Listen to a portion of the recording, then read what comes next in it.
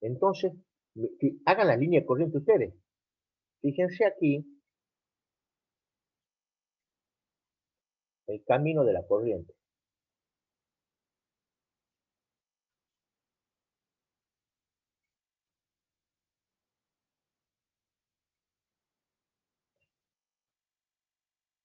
Profesor, sí, el mismo camino que antes. No, no es el mismo camino que antes. ¿Por qué? Porque antes, ¿qué le pasaba a usted? Antes, recuerde usted que tenía esto acá y acá. Ahora usted acaba de incorporar, ¿qué cosa? Esta otra longitud. Entonces, ¿qué ha hecho usted? Usted ha disminuido el área, partió la mitad por el área. Entonces, como partió la mitad por el área, entonces la tensión E que se genera, la tensión U que se genera en cada uno de estos cuadraditos de mitades, es la mitad. Es la mitad.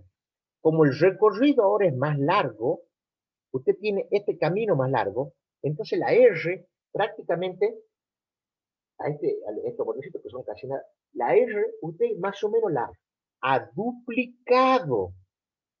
¿Me están siguiendo, alumnos? Usted ha disminuido la tensión y aumentó la R.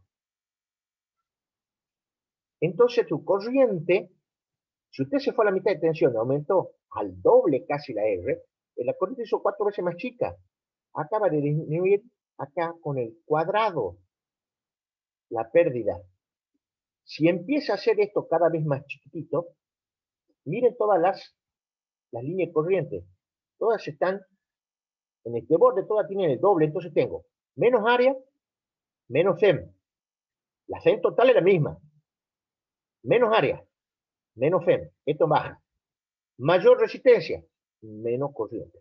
Por cada uno de los bordecitos. Pero tiene que estar aislado. Ese aislamiento, como dijimos, se hace con un esmalte, con un fosfato, en el proceso de fabricación de las chapas. Por eso es que las máquinas eléctricas se hacen con chapas. ¿Usted cree que la pierna no la harían maciza, la fundirían toda en un solo saque y la dejarían lista? No la hacen así, la hacen con chapa para disminuir la corriente parásita. ¿Me están entendiendo algunos de los alumnos? A ver, Pacheco, ¿me está entendiendo? Pacheco, ¿entendió algo? Villafán, ¿entendió algo?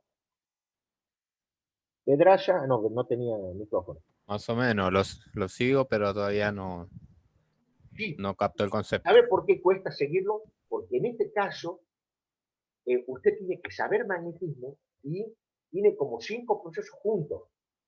Usted, usted sabe que hay inducción B magnético. Ese B cambia, con lo cual induce una tensión. Esa tensión estaría en todo el cuadrado. Acá hay todo, en esta tontera hay todo metido. Esa tensión, entonces la tensión esa me va a generar una tensión, esa tensión me va a generar una corriente, corriente que va a ir circulando por acá.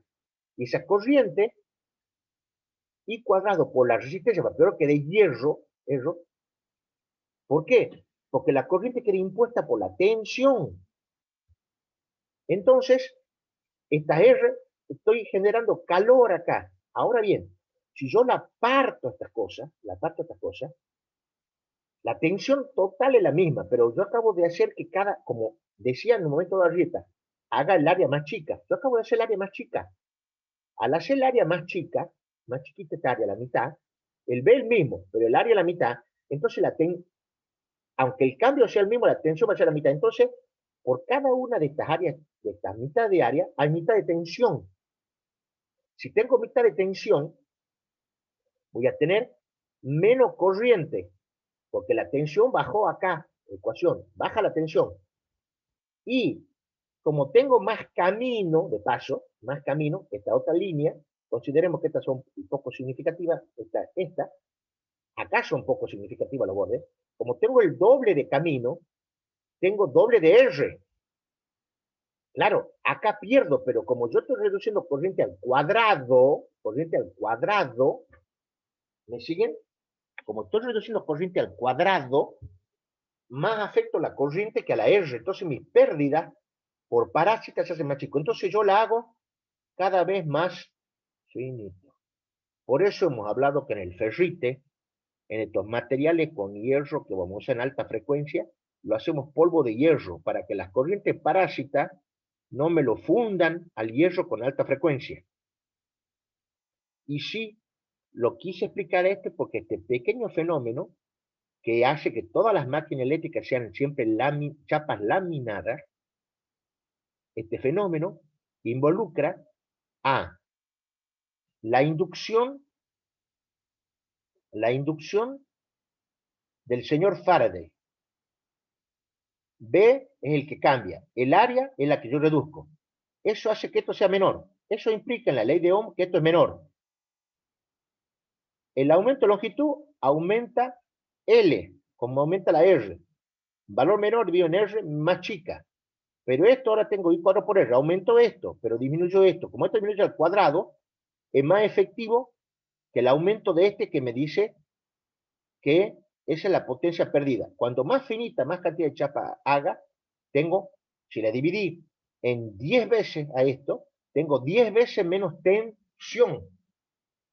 Tengo 10 veces más camino, con lo cual ahí se hace 10-10, se hace bastante más chica. Y así mi máquina, lo mismo se va a calentar el hierro por la maldita corriente parásita, lo mismo se va a calentar, pero se va a calentar mucho menos que si fuera macizo. Ahora bien, si yo quiero fundir el hierro, lo pongo macizo. Si quiero fundir el material, lo pongo macizo. La corriente parásita en el ciclo de histérisis va a hacer que él se cocine. El ciclo de histérisis solamente lo pude lograr consiguiendo buena calidad del material comprando material más caro. Se acabó. Porque es una propiedad del material. Eso Y es lo que hablábamos la la otra vez, frecuencia. la permeabilidad y eso. La permeabilidad es la B. Y en eso está el ciclo de histérisis. Porque el problema está que vos en la permeabilidad lográs más B, que es lo que querés lograr. Pero el tema es que cuando vos la repetís varias veces al ciclo, usted lo repite al ciclo, usted lo mismo tiene esa pérdida por el ancho del ciclo, entre el B positivo, digamos, y el B negativo. Y que ese ancho no desaparece. Porque no va por el mismo camino que ha ido y que ha vuelto. Más o menos, alumnos. Bien. Entonces, sí, sí, sí, sí. Sí, ya sé que están así quedado, bueno, al menos algo interesante explicamos, ¿o no? Y para decirlo de alguna manera, clavado va ahí el tema más pérdida en el hierro en el examen, en los exámenes. Pues sí, pues sí. Entonces, si volvemos al libro, habla de las ondas electromagnéticas y habla del campo eléctrico inducido. Entonces llega a la grande conclusión que el señor Maxwell, que él estudió y le pudo presentar a Faraday, él sabía muchísimo más matemáticas, estudia a Faraday y hace todo un compendio matemático con unas ecuaciones muy joyas y algunas difíciles de entender. Entonces, le presenta al señor Faraday el libro, pues siendo basado en todas las experiencias de Faraday, le agradece que haya podido formalizarlo de una manera que él no podía. Y así como se conoce a todo el desarrollo de las ecuaciones que rigen al magnetismo y a la electricidad juntas, como las ecuaciones del señor Maxwell. Entonces, el señor Maxwell encuentra que, lo leen ahí, que si hay un campo eléctrico variable, se genera como es como si fuera una corriente, se genera un campo magnético. Y si hay un campo magnético variable, se genera un campo eléctrico. Entonces, usted pasa, ahí hay un lindo ejemplo en la página 26-22, que hay dos placas, una positiva y negativa, le pongo una tensión y tengo un campo eléctrico. Entonces, si hay un campo eléctrico, hay un campo magnético. Y si yo lo hago variar ese campo eléctrico, es decir, si hay un campo eléctrico variable, la hago cambiar, están cambiando las cargas, entonces va a aparecer un campo magnético inducido. Y si hay un campo magnético inducido, como en la página 36-23, va a aparecer un campo eléctrico. Y resulta que ellos, según las ecuaciones del señor Maxwell, se propagarían, como figura en la página 26-24, en una onda eléctrica, en una onda electromagnética, en la cual la velocidad de propagación es la B esa. Y transversalmente a ella se está produciendo una oscilación del campo eléctrico y el campo magnético. Y eso es lo que conocemos como ondas electromagnéticas que se mueven en el vacío y en el aire también a la velocidad 3,10 por 10 a la 8 segundos, que está en la vuelta, que es la velocidad de propagación, cambia un poco, depende del medio material, no muy mucho, que es la velocidad de propagación de la luz en el vacío. Entonces nuestro amigo relaciona la luz con esto. Y esas ondas electromagnéticas, que estaba predicha por las ecuaciones, el señor Hertz, mucho tiempo, unos cuantos años después, como 60 años, el señor Hertz, o 40 años, produce una variación de ella. En realidad se habían hecho unas experiencias en la cual se produce una variación y se la captaba con otro elemento a la variación de campo magnético eléctrico. El señor Hertz, pues le dicen onda hertziana, las produjo y vio que se podía transmitirla y recibirlas desde otros lados. Y en algún momento, el señor Marconi, con el señor Hertz se logró hacer los primeros variaciones que eran básicamente pulsos, que aunque no lo crean es lo que se usa ahora. Entonces, nuestro amigo consiguió transmitir el código que se llamaba Morse, en ese momento un código de puntos de variaciones y variaciones, captar esas variaciones a lo lejos, sin necesidad de cables. Pero claro, hay que tener ahora elementos captadores que se llaman antenas para captar la sutil cantidad esa. Nuestros amigos después han mejorado eso y el señor Marconi lo convirtió y es un modulador de voz y transmitió la voz modulándola a esa variación de campo electromagnético que se llaman ondas electromagnéticas. Entonces hoy día nosotros, todos nosotros, vivimos en un mundo de ondas electromagnéticas que es la que nos permiten que anden nuestra porquería de celular, mi computadora, etcétera, etcétera, y es lo que mandamos por el cable, porque por el cable yo no hago un circuito, por el cable de internet, que antes era metálico, ahora es óptico. Cuando era metálico, lo mismo, yo no mando un circuito eléctrico de consumo, yo mando una onda electromagnética. Y esa onda electromagnética, la variación de esa es la que yo estoy captando y es la que me lleva la información. Yo lo hago variar a la onda según la información. Muy bien. Y con el tiempo, debido a las ecuaciones y viendo las cosas, se vio que la luz también es una onda electromagnética. Entonces la luz y las ondas electromagnéticas no necesitan medio para propagarse.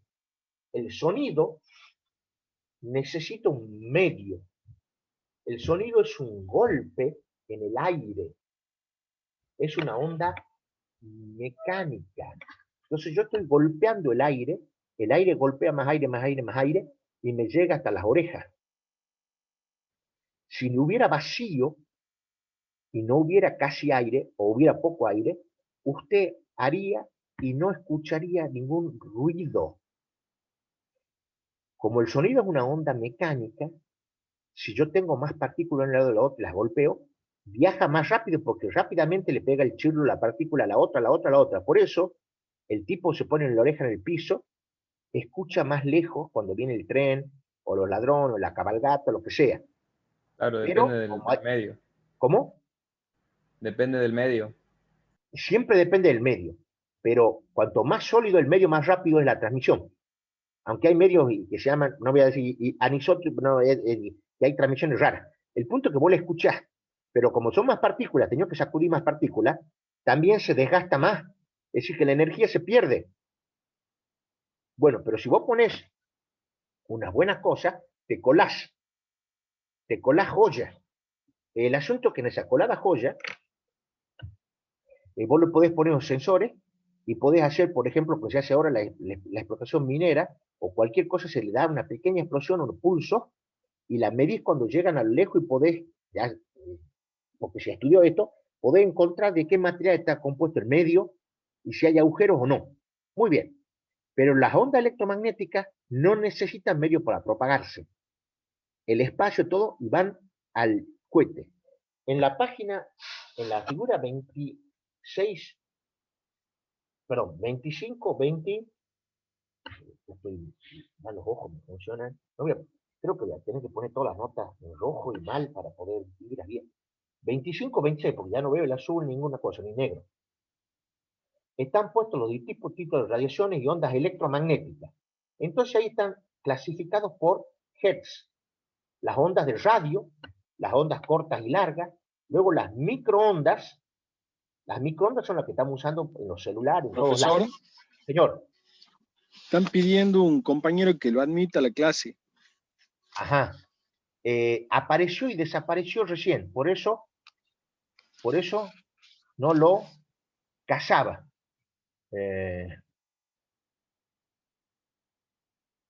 Bueno, tenemos que hacer toda una historia.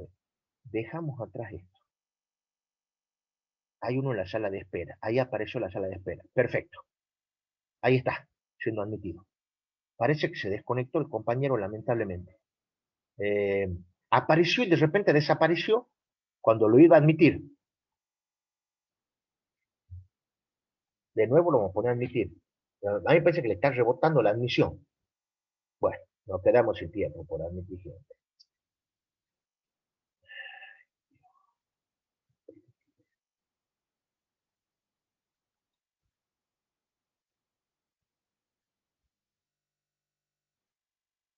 A ver, ¿todavía me están viendo o no? Sí, sí, sí Ah, bien. se ve. Y la pantalla también, donde Ah, la dibujó los pantalla también. transformadores. Parecía que se había ido todo. Parecía que se había desaparecido como el dinero en los bolsillos o como los dólares del Banco Central. Yo no creo que hayan desaparecido esos dólares. Para mí, los industriosos muchachos que están ahora ya eran guillados para ellos. Lo guillan pagándolo a 70 y pico y lo venden afuera a 190 para hacer la diferencia para tener para la campaña. Como dicen algunos malignos que ocurrían en los gobiernos anteriores, no creo que sea así jamás. Esta gente es muy honesta. Entonces no pasaría ninguna de esas cosas. Entonces, 25, 26, siempre en todas las campañas todos son honestos. Entonces, 25, 26, figura, está el espectro electromagnético. Radiación infrarroja, hay una parte muy pequeña, que es la visible. La infrarroja, vean que es más grande. Ya cuando se empieza a hablar de la infrarroja, la visible, la ultravioleta, los rayos X, los rayos gamma, que son más penetrantes, no se los pone en Hz, porque fíjense que la visible dice 10 a la 14 Hz. Ese número es un número infernal de grande. Es un número infernal de grande. Entonces, si usted tiene un número tan infernal de grande,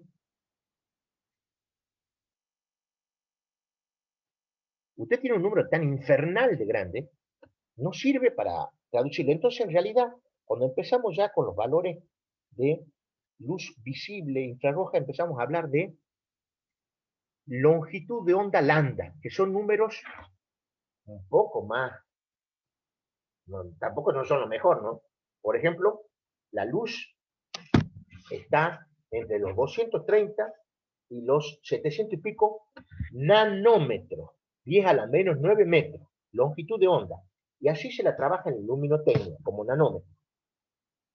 La radiación infrarroja, ¿por qué infrarroja? Porque cuando un señor estaba midiendo, el señor que empezó a medir puso un prisma, un agujerito en una pared, un prisma de vidrio, y vio que aparecían los colores.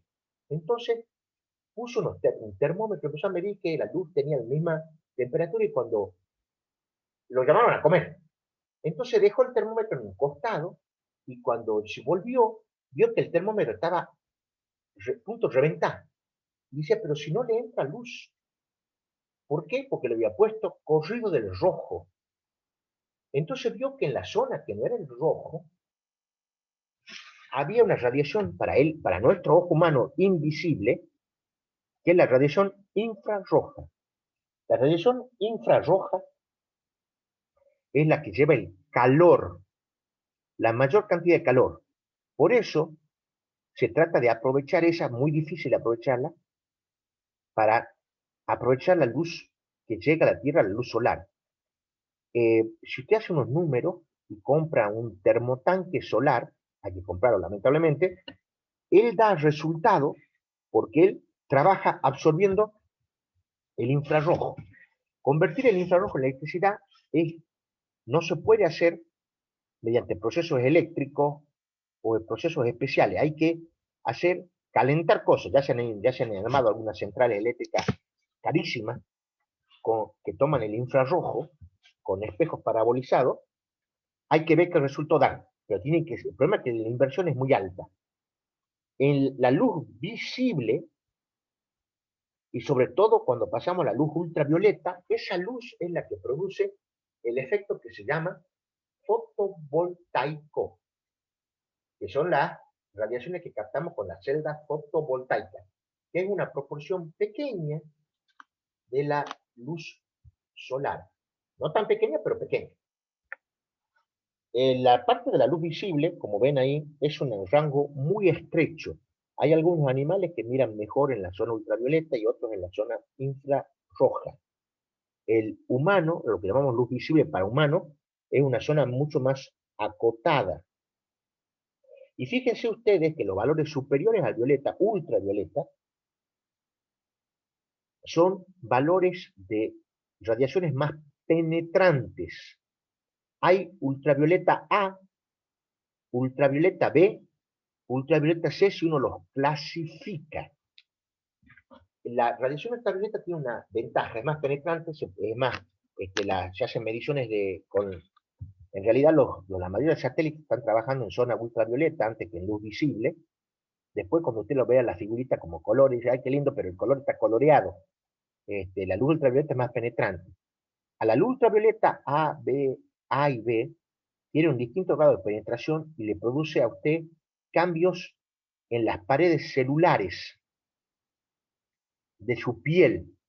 Si usted está muy expuesto a la A y a la B, después se deforman eso y se puede producir lo que se llama un cáncer de la piel.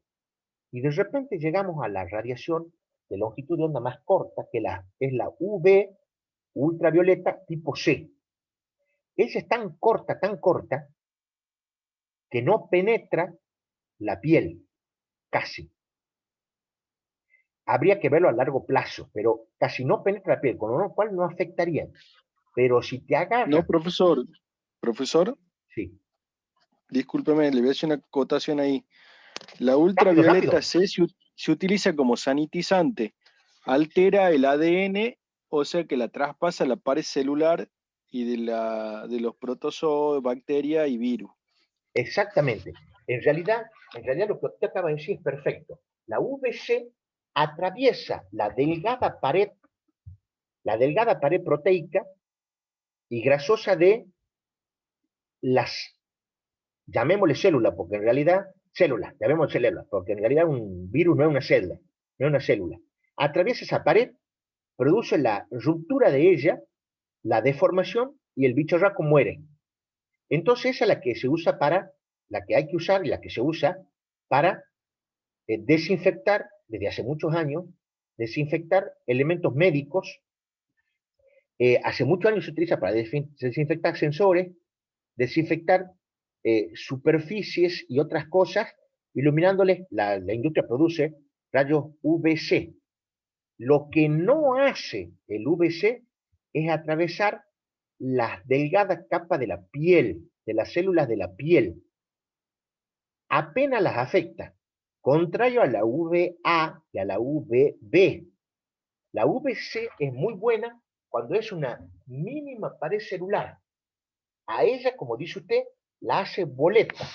Por eso están ahora tratando de ver el estudio si tiene sentido, porque ¿cuántas veces tenemos que poner la piel a la UVC si quisiéramos desinfectar las cosas? Lo que sabemos, lo que se sabe perfectamente y se sabe, perdón, se sabe de hace muchos años, en los desinfectantes de agua, se hace pasar el agua en algunas zonas por